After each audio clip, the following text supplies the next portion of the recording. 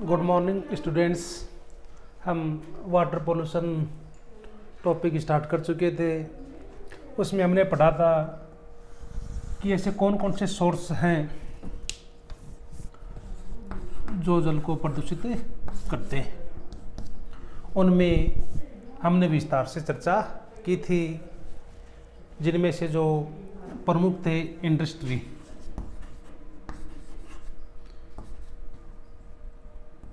Domestic material, agriculture, इनके अलावा विभिन्न प्रकार के जो पार्टिकल्स इन्वायरमेंट में पाए जाते हैं, तथा ऑयल व पेट्रोलियम प्रोडक्ट्स, इनके बारे में हम विस्तार से चर्चा कर चुके हैं। अब हम पढ़ेंगे कि ऐसे कौन से इनके द्वारा प्रभाव मानव, प्लांट्स इनमें देखने को मिलते हैं। तो जल प्रदूषण के प्रभाव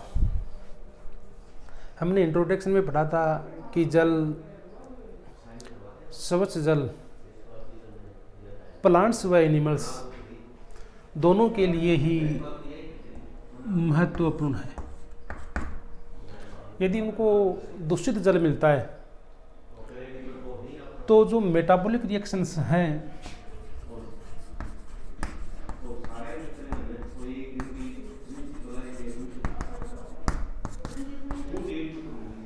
मेटाबॉलिक रिएक्शंस पर विपरीत प्रभाव पड़ता है, जिसके कारण प्लांट्स व एनिमल्स दोनों के लिए, प्लांट्स एंड एनिमल्स दोनों पर इनके हानिकारक प्रभाव होते हैं। तो इनके बारे में हम चर्चा करते हैं। पहले हम देखें industry.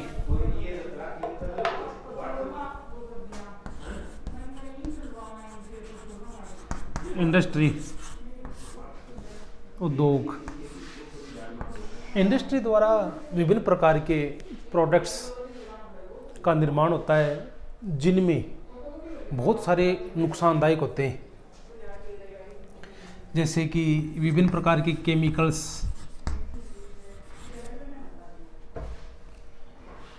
Acid, base,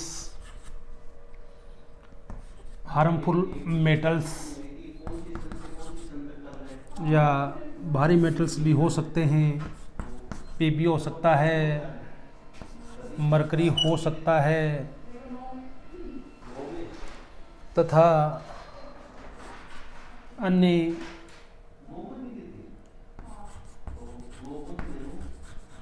harmful products जो वाटर के अंदर प्रोवाइड किए जाते हैं, जिससे जल दूषित हो जाता है। और ये जल एट फर्स्ट वाटर में पाए जाने वाले विभिन्न प्रकार के एनिमल्स व प्लांट्स वो डेड की अवस्था की ओर चले जाते हैं। तो इनके द्वारा विषैला प्रभाव प्लांट्स के लिए बहुत ही नुकसानदायक होता है।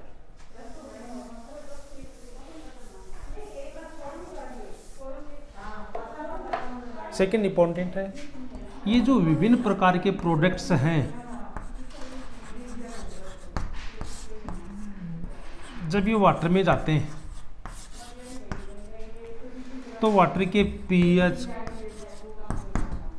को परिवर्तित कर देते हैं। पीएच में परिवर्तन होने के कारण, क्योंकि पीएच में पाए जाने यानी जल में पाए जाने वाले विभिन्न प्रकार के एनिमल्स और प्लांट्स वाटर पीएच के प्रति अधिक संवेदनशील होते हैं।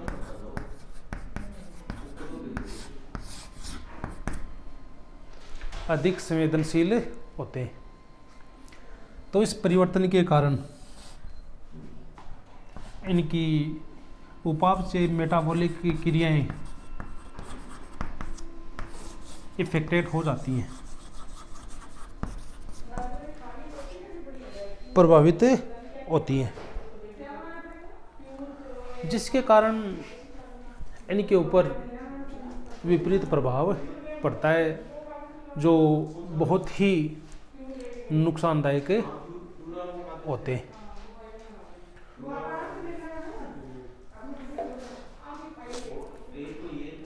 इनके अलावा मरकरी जैसे धातु,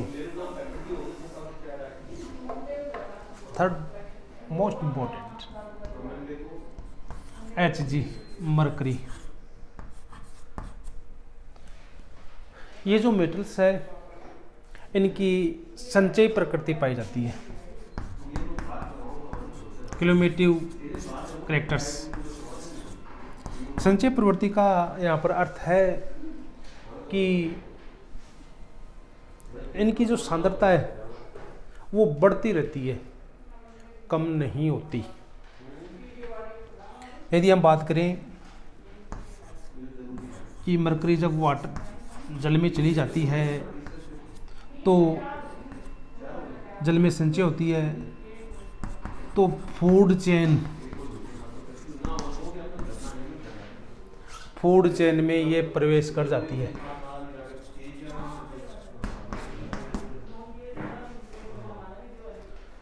तथा वाटर में एनरोबिक बैक्टीरिया,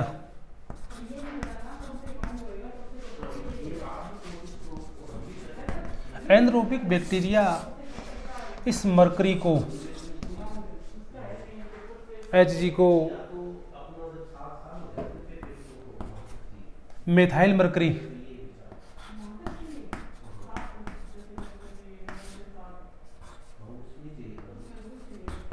मेथाइल मरकरी में कन्वर्ट कर देते हैं, जो अपघटित नहीं होता, विषैले गुण इसके पाए जाते हैं। और ये जो मेथाइल मरकरी है ये फूड चेन के द्वारा हमारे भोज्य पदार्थ में प्रवेश कर जाते हैं, जिससे इनके गंभीर संभावनाएं देखने को मिलती हैं। अब जब ये फूड चेन के माध्यम से प्रवेश करता है तो मैंने पहले बात की इसकी संचय प्रकृति पाई जाती है। ये एक ट्रॉफिक लेवल से दूसरे ट्रॉफिक लेवल में इसकी मात्रा इंक्रीज कर जाती है, क्योंकि इसमें विभिन्न प्रकार के जो कंज्यूमर्स हैं उनके द्वारा इस मरकरी का उत्सर्जन नहीं होता। यानी यहाँ पर जो उत्सर्जन की क्रिया है वो न्यूनतम होती है, और न्यूनतम होने के कारण ये टॉप कंज्यूमर तक पहुंच जाते हैं। टॉप कंज्यूमर तक ये आसानी से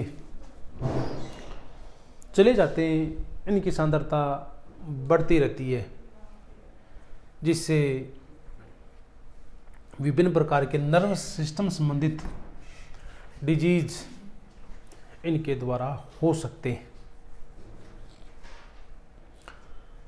मरकरी की यदि हम चर्चा करें 1950 के लगभग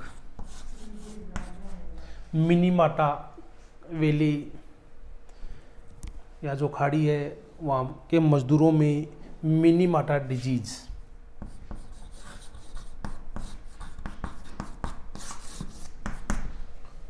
हो गया था। वो किसके कारण हुआ? इस मिथाइल मरकरी के कारण है। या सिंपल सा कि जो मिनीमाटा डिजीज है वो किस मेटल के कारण होता है? मरकरी। क्वेश्चन यहाँ पर एक अच्छा क्वेश्चन ये बन रहा है कि यहाँ पर जो मरकरी है वो किस माध्यम से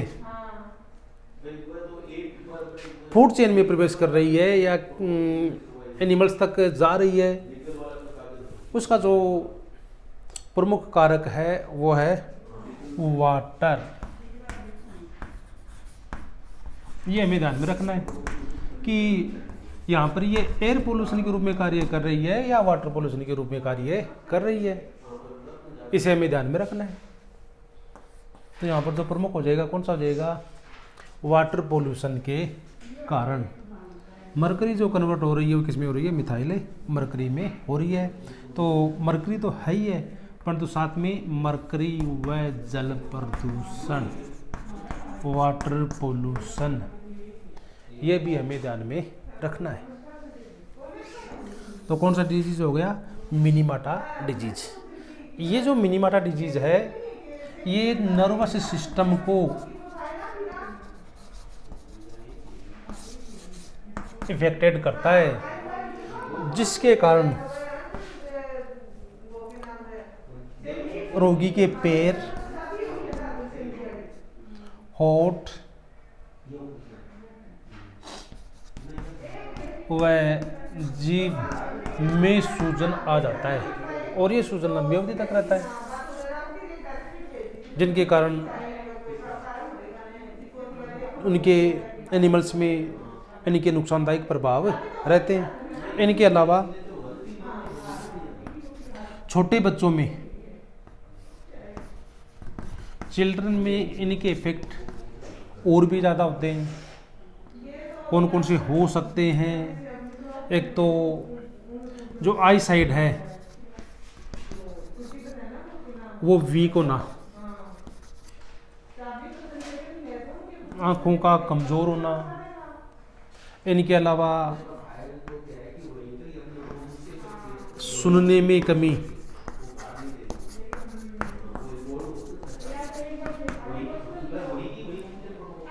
सुनने की क्रिया में कमी आ जाती है,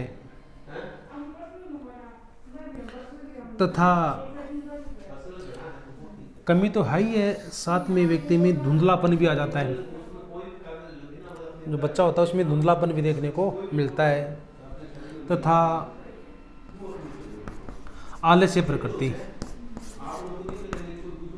इनके अलावा लकवा, मिर्गी तथा मेंटल डिजीज से बच्चा ग्रसित हो सकता है। तो इस प्रकार से ये जो मिनीमाटा डिजीज है इसमें भयंकर परिस्थितियाँ एनिमल्स को सहन करनी पड़ती हैं, जिनके द्वारा बहुत सारे उनके नुकसान होते हैं। तो यहाँ पर ये ध्यान रखना है, इसका जो कारक है वो मरकरी है। मरकरी किसके माध्यम से प्रवेश कर रहा है, वाटर के माध्यम से कन्वर्ट हो रहा है किसके अंदर, मिथाइल मरकरी में। जो अवायवीय बैक्टीरिया हैं उनको ये कन्वर्ट कर देते हैं एंड फूड चेन के द्वारा ये एनिमल्स के अंदर चला जाता है।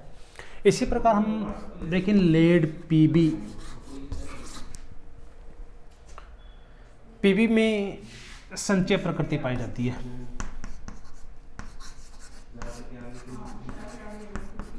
इसके अंदर भी संचय प्रकृति पाई जाती है। ये मास्कुलर मसल्स, इनके अलावा न्यूरोमास्कुलर तथा नाड़ी केंद्रक, डाइजेस्टिव सिस्टम,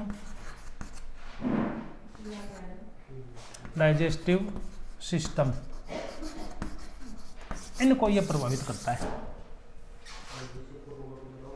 जिससे मानव में विभिन्न प्रकार के विपरीत प्रभाव होते हैं। ये भी पीबी भी यहाँ पर जल प्रदूषण के द्वारा मनुष्य के अंदर प्रवेश कर जाती है। इसमें भी मरकरी के रूप में संचय प्रवृत्ति पाई जाती है। तो यहाँ पर हमें दो इम्पोर्टेंट मरकरी और लेड। मरकरी वाला क्वेश्चन शॉर्ट नोट या विभिन्न प्रकार के जो कॉम्पिटिशन्स एग्ज़ाम्स हैं उसमें इस क्वेश्चन को बहुत बार पूछा जाता है।